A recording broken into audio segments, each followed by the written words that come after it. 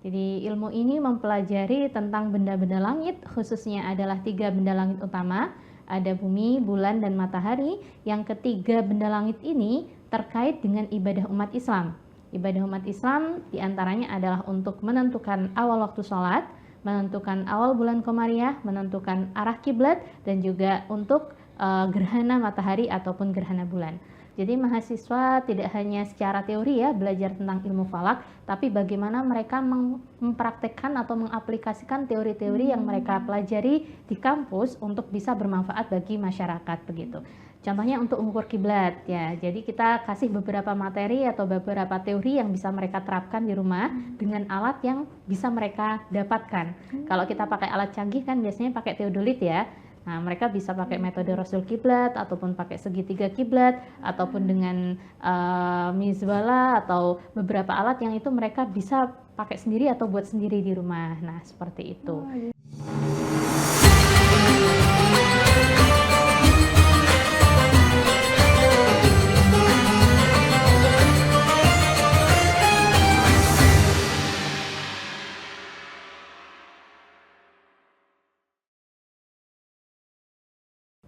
Assalamualaikum warahmatullahi wabarakatuh. Halo Tribuners, kembali lagi dalam program podcast spesial Ramadan Wanita dan Islam bersama saya Garneta Lia Widianti sebagai host dalam podcast kali ini. Nah, kalau dalam astronomi kita mengenal Galileo Galilei. Dalam hukum Islam kita mengenal tokoh ilmu falak Al-Khawarizm. Nah, kalau di UIN Sunan Ampel Surabaya kita mengenal Ibu Dr. Siti Tatmainul Qulub MSI. Selamat datang Ibu. Selamat datang, makasih Mbak Lia. Nah, Ibu Inung ini akrab disapa sebagai Ibu Inung ya di Fakultas Syariah dan Hukum UIN Sunan Ampel Surabaya. Beliau juga sebagai ketua dari program studi Ilmu Falak Fakultas Syariah dan Hukum UIN Sunan Ampel Surabaya. Ibu Inung, bagaimana kabarnya hari ini? Alhamdulillah, baik Mbak. Alhamdulillah. Ibu Inung nanti akan menemani kita dalam 20 menit ke depan dalam podcast spesial Ramadan Wanita dan Islam. Kita akan membahas dan ngobrolin soal hilal dan juga apa sih urgensinya dan menariknya bagi mahasiswa atau generasi muda dalam mempelajari ilmu falak. Nah, pertama-tama tentang ilmu falaknya sendiri. Kemungkinan dari beberapa orang-orang yang awam masih belum mengetahui apa sih ilmu falak itu. Mungkin dari Ibu Inung bisa membantu untuk menjelaskan ilmu falak itu apa sih Ibu? Baik, ilmu falak ya. Ilmu falak itu adalah ilmu yang mungkin orang kenal sebagai astronomi Islam sekarang. Jadi ilmu astronomi yang terkait dengan ibadah-ibadah umat Islam. Jadi ilmu ini mempelajari tentang benda-benda langit, khususnya adalah 3 benda langit utama, ada bumi, bulan, dan matahari. Yang ketiga benda langit ini terkait dengan ibadah umat Islam. Ibadah umat Islam diantaranya adalah untuk menentukan awal waktu sholat, menentukan awal bulan Komariah, menentukan arah kiblat, dan juga untuk gerhana matahari ataupun gerhana bulan. Keempat objek ini terkait dengan ibadah yaitu sholat, ada puasa, kemudian haji, dan juga ada sholat gerhana ya untuk gerhana. Seperti itu. Nah, Ibu Inung, ini untuk mahasiswa, tapi khususnya di generasi muda saat ini, apa sih urgensinya kita untuk mengetahui dasar-dasar dan juga mempelajari ilmu falak itu? Ya, untuk mahasiswa atau generasi muda sekarang, pastinya penting untuk mereka memahami tentang apa itu ilmu falak, karena kalau tidak ada generasi penerus ya, itu juga tidak akan ada yang meneruskan tentang ilmu falak ini sendiri. Padahal ilmu falak ini penting kaitannya dengan ibadah umat Islam. Kalau tidak ada ilmu falak, kita tidak bisa melaksanakan ibadah umat Islam. Siapa yang akan menghitung untuk waktu sholat, untuk menentukan arah kiblat masjid-masjid, menentukan kapan datangnya bulan Ramadan, Syawal, dan seterusnya, dan juga untuk gerhana, gitu kaitannya dengan sholat gerhana. Sehingga generasi muda sekarang meskipun disebut sebagai ilmu langka atau ilmu sulit ya, tapi harus ada mahasiswa ataupun generasi muda yang meneruskan begitu. Nah, sekarang sudah banyak sekali alat yang bisa membantu untuk mempelajari ilmu falak itu sendiri. Jadi kesan sulit atau kesan menyeramkan dari ilmu falak karena hitung-hitungan itu sekarang sudah tidak ada lagi begitu.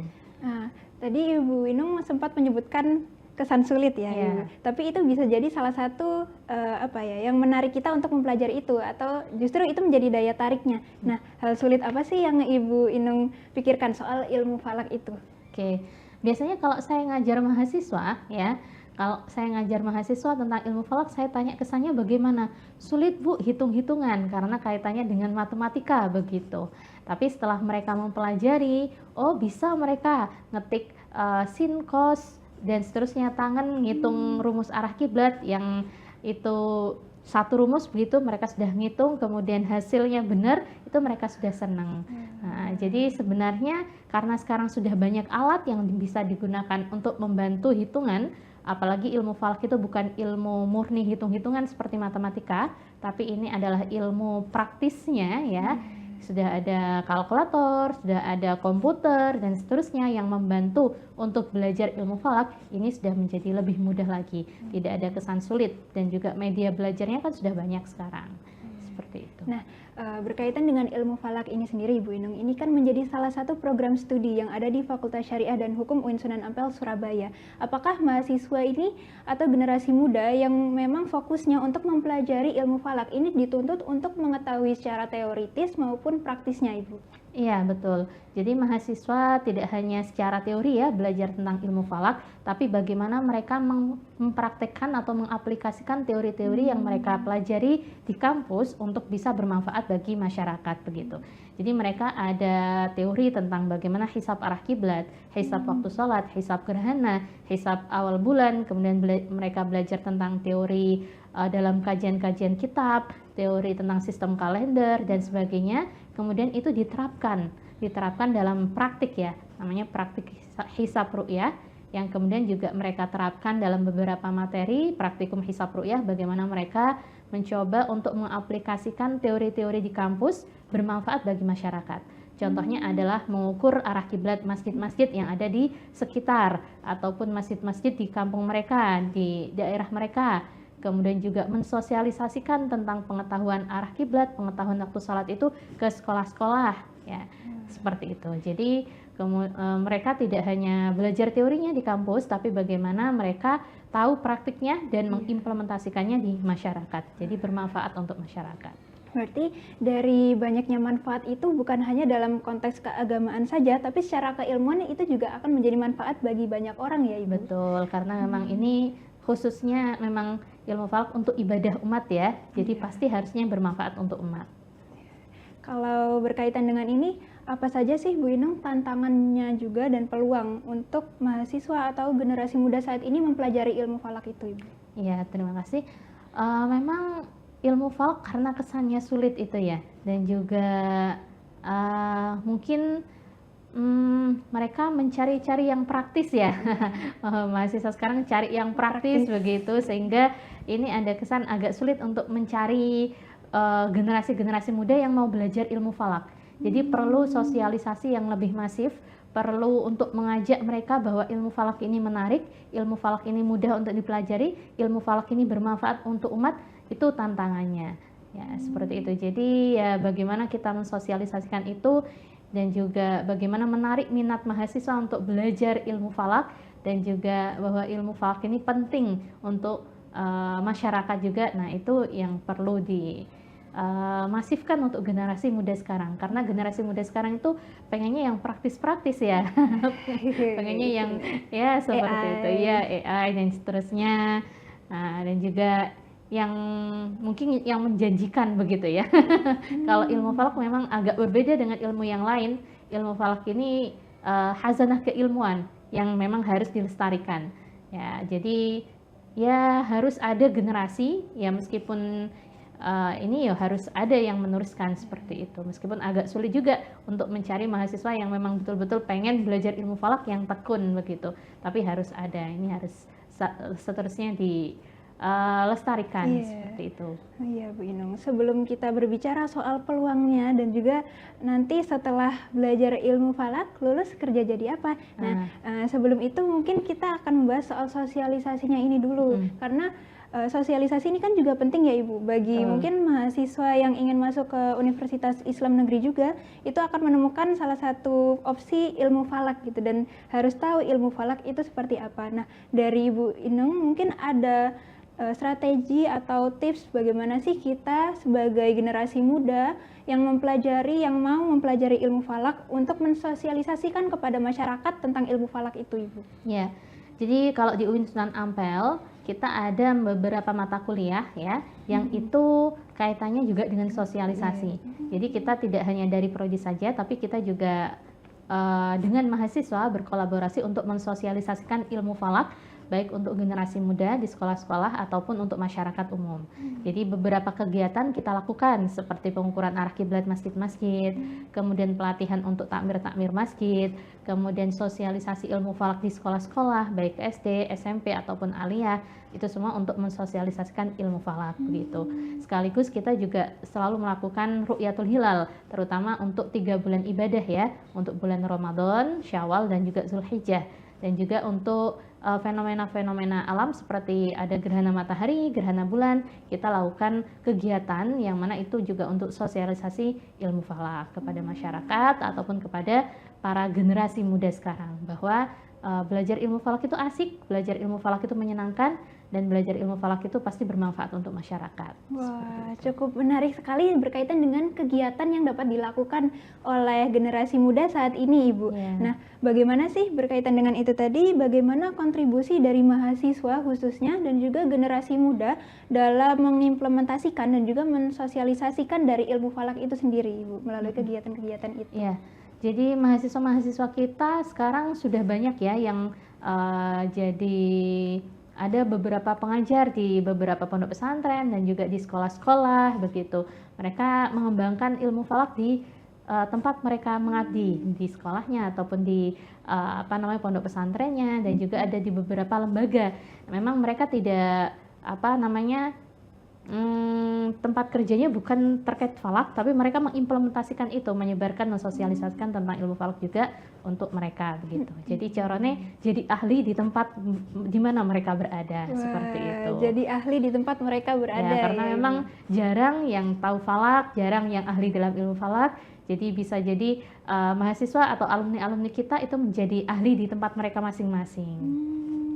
Iya, Ibu Inung berkaitan dengan yang disebutkan tadi, menjadi ahli di tempat manapun itu, apakah dari Ibu Inung sendiri sebagai pengajar, sebagai dosen menemukan adanya tantangan yang cukup berat dalam mengajar ilmu falak selama ini kepada masyarakat, kepada generasi muda, khususnya kepada kita mahasiswa?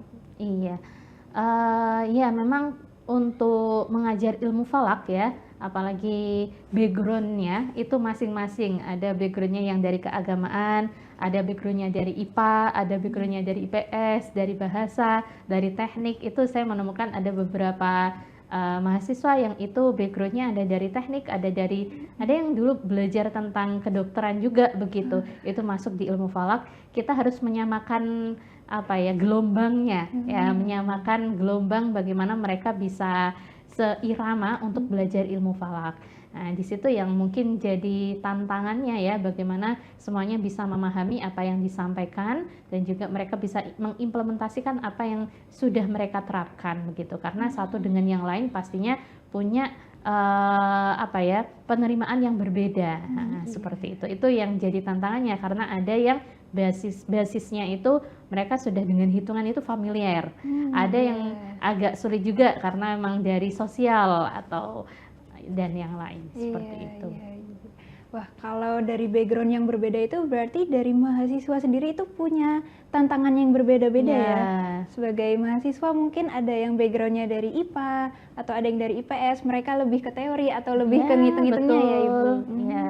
Jadi biasanya kita maksimalkan ke kemampuan mereka apa sih. Nah, dari sana mereka akan tidak minder ya. Mereka bisa ngikuti sesuai dengan kemampuan mereka. Jadi saling melengkapi. Kita bentuk kelompok-kelompok biasanya untuk praktek itu kita bentuk kelompok, di mana sekelompok itu ada beberapa mahasiswa yang mana masing-masing mahasiswa pasti punya kelebihan. Ada yang bagian ngitungnya, ada yang bagian menerapkan alat-alatnya, ada yang bagian dokumentasi dan seterusnya. Nah, seperti itu. Kalau dari mahasiswa sendiri pernah nggak sih Bu terjun langsung, tadi kan sudah disebutkan beberapa kegiatan ya, mensosialisasikan sekaligus dari mahasiswa itu terjun langsung dalam kegiatan ilmu falak. Nah, contoh dari kegiatan itu seperti apa sih Bu? Dan kalau dari kita sebagai generasi muda ingin cobain itu gimana caranya? Ya, jadi biasanya kita praktis-praktis ya Mbak, yang kita terangkan agar mereka juga bisa menerapkan di masyarakat atau di rumah mereka. Nah, contohnya untuk mengukur kiblat ya. Jadi kita kasih beberapa materi atau beberapa teori yang bisa mereka terapkan di rumah dengan alat yang bisa mereka dapatkan. Kalau kita pakai alat canggih kan biasanya pakai teodolit ya. Nah, mereka bisa pakai metode rasul kiblat ataupun pakai segitiga kiblat ataupun dengan mizwala atau beberapa alat yang itu mereka bisa pakai sendiri atau buat sendiri di rumah. Nah, seperti itu. Jadi mereka bisa menerapkan untuk mengukur arah kiblat masjid atau musola. Beberapa kali ya, kita juga nggak hanya 1-2 kali, tapi sering kali kita dapat permintaan untuk mengukur kiblat masjid musola begitu, baik yang sudah dibangun untuk ngecek arah kiblatnya ataupun yang belum dibangun, jadi dari awal begitu. Nah, itu kita terjunkan satu dosen dengan beberapa mahasiswa untuk mengukur itu. Jadi ini sebagai pengabdian juga bagi mahasiswa dan juga dosen-dosen kami untuk ke masyarakat. Nah, seperti itu. Jadi dengan mempelajari ilmu falak itu sendiri kita jadi tahu caranya bagaimana sih ngitung kiblat gitu. Nggak perlu pakai aplikasi, kita bisa ngitung sendiri juga ya Ibu. Dan itu lebih akurat daripada aplikasi ya. Kalau mengukur pakai aplikasi kan biasanya pakai kompas. Nah, kompas itu berbeda dengan yang pakai alat yang mana itu basisnya adalah matahari. Nah, arah matahari dan arah kompas kan beda. Arah kompas itu menunjukkan ke arah utara magnet, sedangkan arah matahari itu ke arah utara sejati. Seperti itu. Wah, sangat menarik sekali Ibu Inung tentang materi ini. Jadi teman-teman khususnya generasi muda saat ini, ayo kita mulai start untuk belajar ilmu falak, karena menariknya itu bukan cuma sekedar kita bisa menghitungnya saja, tapi kita bisa langsung berpraktiknya juga. Betul, ya Ibu. Praktik juga. Kita berbicara soal ini Ibu, peluangnya tadi. Kita kembali soal peluang. Kalau dari lulusan yang memang dia itu belajar di program studi ilmu falak, itu kalau lulus mereka akan menjadi seperti apa Ibu peluang karirnya? Iya. Sekarang peluang untuk alumni prodi ilmu falak itu sudah banyak ya Mbak ya. Beberapa kali ini alumni kami itu diterima sebagai PNS, ada analis perkara, karena memang kita juga di bawah sarjana hukum ya, di bawah Fakultas Syariah dan Hukum. Itu salah satu kelebihan sendiri begitu ya bagi alumni program studi ilmu falak. Kalau kemarin kan ada isu mau ditarik ke Fakultas Saintek begitu ya, tapi memang lahirnya di Fakultas Syariah kalau ilmu falak itu. Jadi kita punya background tidak hanya ilmu falak, tapi juga backgroundnya di hukum begitu. Jadi selain jadi ahli falak, mereka juga bisa hukum begitu. Jadi beberapa alumni kita diterima jadi PNS ya. Jadi ada yang jadi analis perkara, ada yang jadi yang di bagian lembaga-lembaga hukum ya, mereka terjun ke sana. Nah, ada beberapa juga jadi guru-guru ya, guru fikih yang memang ada PNS-nya ya di sana. Nah, seperti itu. Jadi terbuka lebar untuk alumni prodi ilmu falak, karena memang ini di bawah Fakultas Syariah dan Hukum. Beberapa juga kemarin ada beberapa alumni yang jadi operator di observatorium. Operator, ada yang jadi narator di observatorium, karena memang langka, jarang ya yang paham tentang falak. Jadi peluangnya lebih besar juga. Wah, ini menarik soal operator dari observatorium itu tadi Ibu mungkin bisa dijelaskan sedikit itu mereka ngapain sih kegiatannya kayak gitu? Biasanya di observatorium dan planetarium itu kan SDM-nya yang menguasai alat-alat dan juga bisa menjelaskan tentang benda-benda langit itu kan jarang. Jadi itu tugasnya kalau operator mengoperasikan alat-alat yang ada di observatorium dan juga yang ada di planetarium. Kalau naratornya itu berarti mereka menarasikan, jadi semacam orang yang mengajak. Biasanya kan ada penonton yang datang, semacam planetarium ya. Jadi simulasi tentang pergerakan benda-benda langit. Kita masuk ke dalam ruangan gelap-gelap begitu dengan kubah, kemudian itu menampilkan bagaimana gerak benda-benda langit simulasinya. Nah, itu yang menjelaskan, membawa para peserta untuk bisa seperti suasana di dalam, oh kita ada di luar angkasa, kita menuju ke planet Mars, kita menuju ke planet Venus dan seterusnya ya, yang seperti itu naratornya. Wah, terdengar sangat menarik Iya, sekali iya, Ibu iya. Inung. Kalau kegiatan itu tuh biasanya ada di mana Ibu dan kapan biasanya? Kalau kita di tempat kita observatorium ada, hanya saja planetarium kita belum ada. Tapi kemarin kita ketika ada mahasiswa dari luar negeri ya, kita ada agenda setiap tahun itu dari IO International Office ya, Winston Abel Surabaya.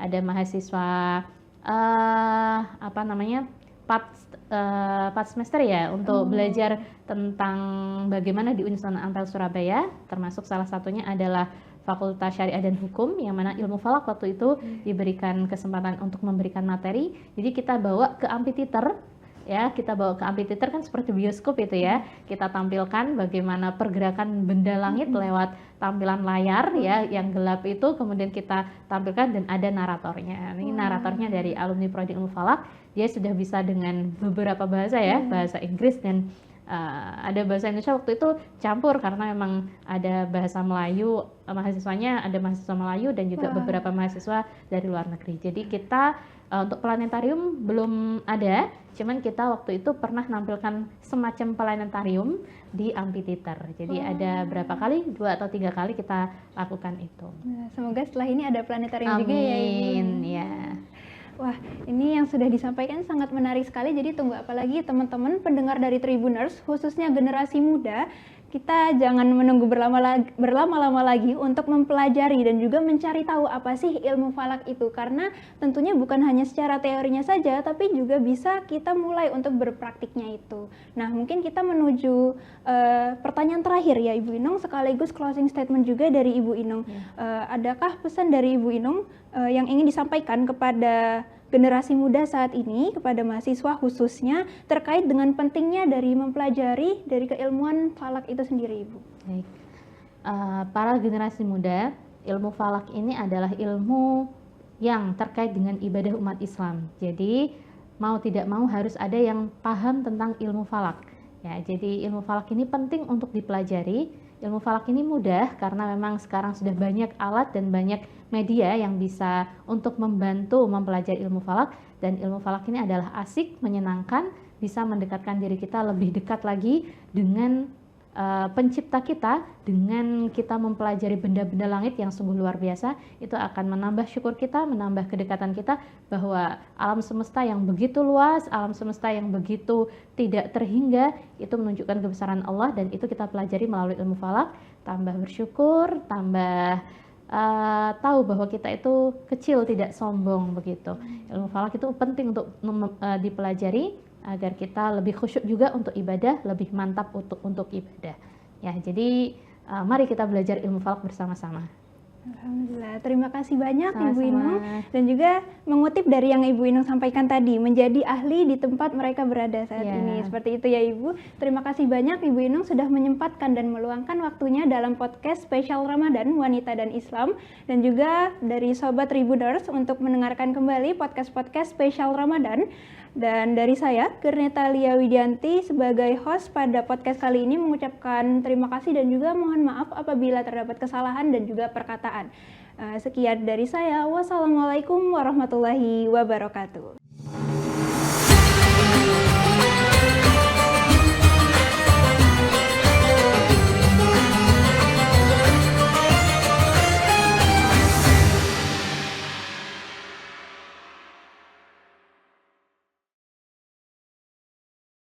Download Tribun X sekarang, menghadirkan lokal menjadi Indonesia.